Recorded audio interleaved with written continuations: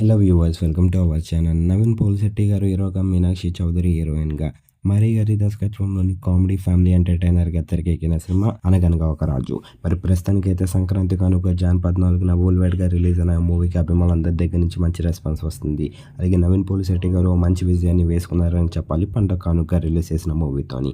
ప్రస్తుతానికైతే ఈ cinema box office దగ్గర విజయవంతంగా కలెక్షన్స్ని రాబడుతుంది. మరి తాజాగా ఈ సినిమా బాక్స్ ఆఫీస్ దగ్గర 5వ రోజును కూడా పూర్తి చేసుకుంది. మరి 5వ రోజుకి సంబంధించిన కలెక్షన్స్ విషయానికి వెళ్తే 2 తెలుగు రాష్ట్రాలతో పాటు వరల్డ్ కూడా బ్లాక్ బస్టర్ కలెక్షన్స్ని రాబట్టింది.